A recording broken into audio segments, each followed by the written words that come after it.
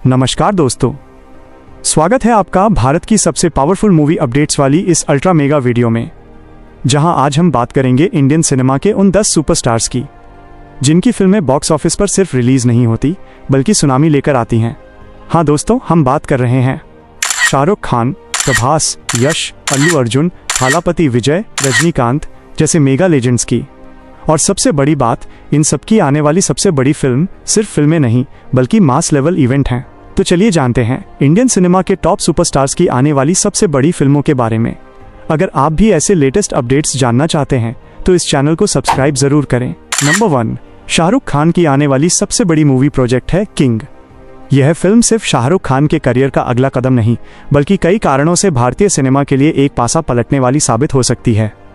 इस फिल्म में पहली बार शाहरुख खान अपनी बेटी सुहाना खान के साथ पर्दा साझा करते नजर आएंगे।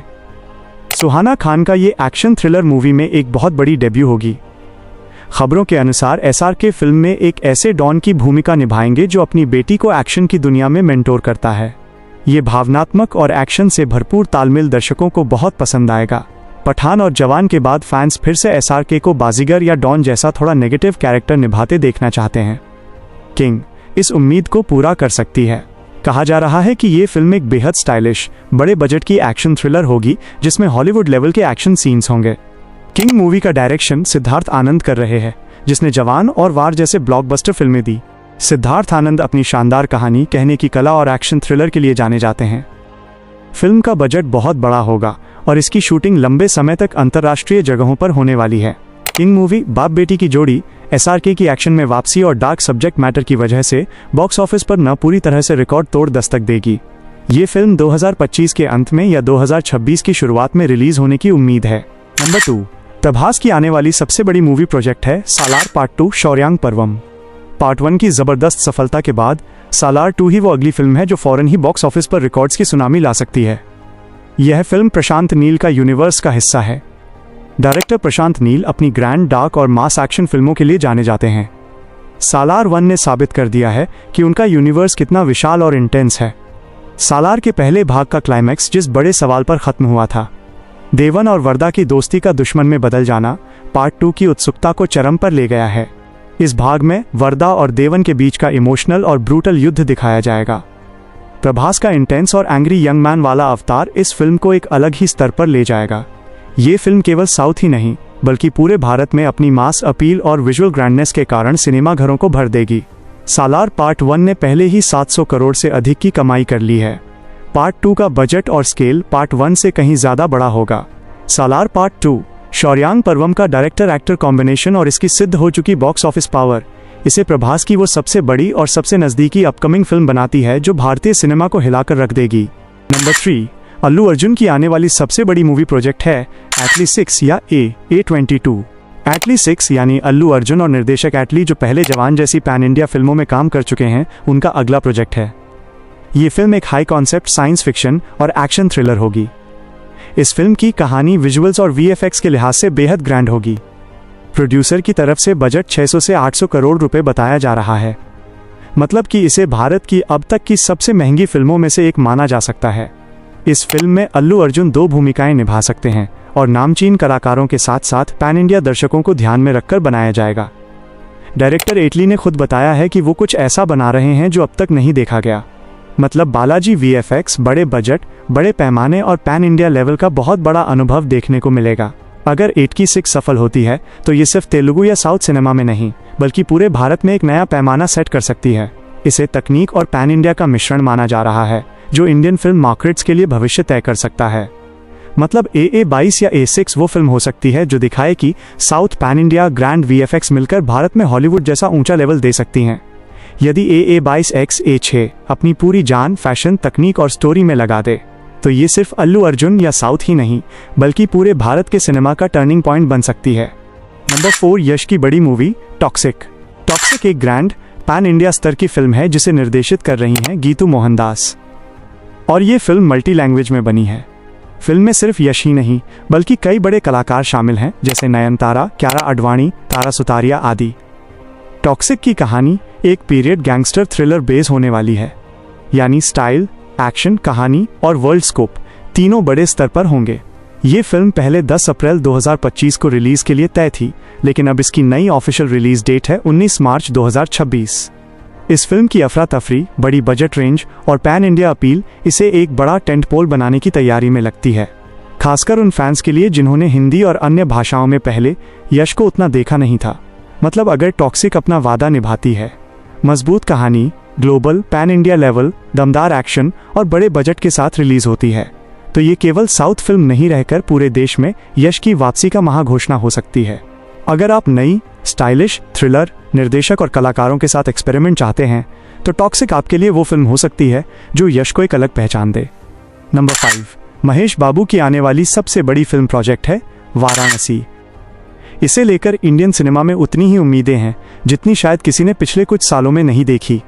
वाराणसी एक बड़ा स्केल, एक्शन एडवेंचर, पौराणिक और टाइम ट्रैवल फिल्म है जिसे निर्देशित कर रहे हैं एस राजामौली, जिन्होंने इंडियन सिनेमा को बाहुबली और RRR जैसे बड़ी ब्लॉकबस्टर फिल्में दी।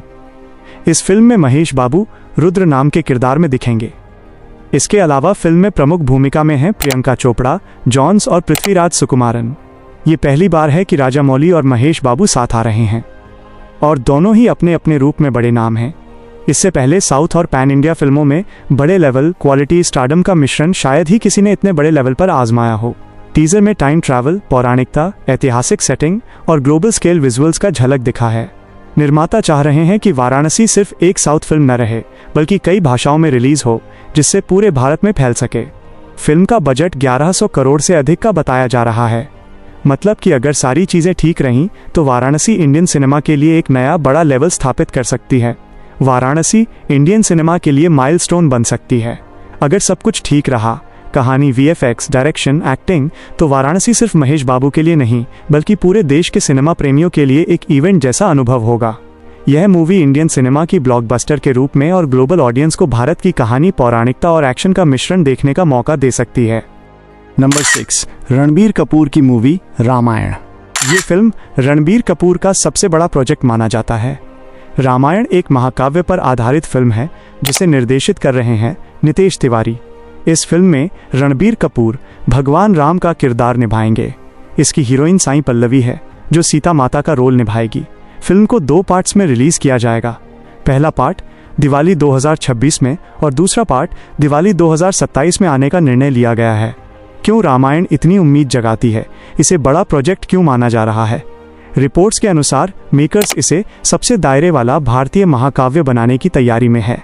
मेकर्स ने ये साफ कहा है कि वो इस फिल्म को सिर्फ भारत तक सीमित नहीं रखते, बल्कि इसे एक ग्लोबल फिल्म के रूप में बनाना चाहते हैं।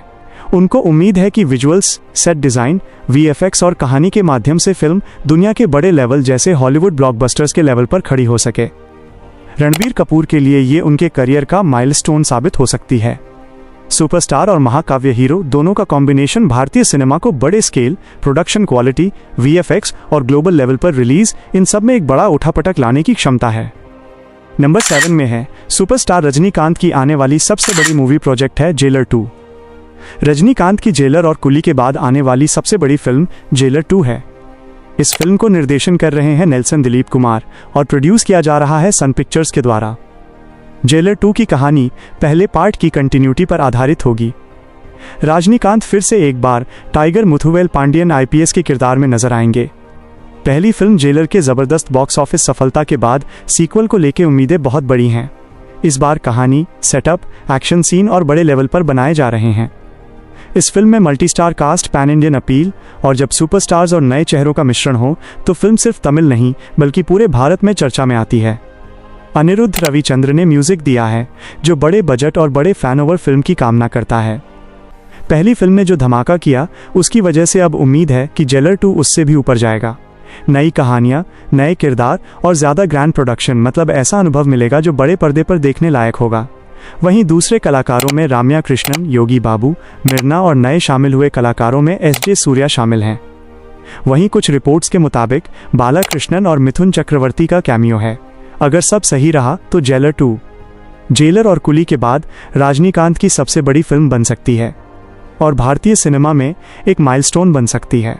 ये मूवी संभावित रूप से 1000 करोड़ की कलेक्शन कर सकती है और पैन इंडिया ब्लॉकबस्टर हो सकती है। नंबर 8 में है थालापति विजय की सबसे बड़ी मूवी प्रोजेक्ट और चर्चित आने वाली फिल्म है जनन्यागन। जिसे बहुत लोग विजय का Hollywood size political action drama film मान रहे हैं। अगर सब ठीक रहा तो ये फिल्म भारतीय सिनेमा में हलचल मचा सकती है। जनन्यागन को निर्देशित किया है एच विनोद ने और ये फिल्म तमिल, हिंदी, तेलुगु में रिलीज होने की योजना है, यानी इसे पैन इंडिया फिल्म की तरह देखा जा रहा है। यह फिल्म विजय की 69वीं फिल्म है और कई रिपोर्ट्स में कहा जा रहा है कि यह उनकी अंतिम फिल्म हो सकती है, जिसके बाद वो फिल्मों से संन्यास लेकर राजनीति में कदम रख सकते हैं। फिल्म में मुख्य किरदारों में विजय के अलावा अन्य बड़े नाम हैं, जैसे बॉबी देओल और पूजा हेगड़े। जनन्यागन को पोंगल 2026 के मौके पर 9 जनवरी 2026 को रिलीज करने की योजना है।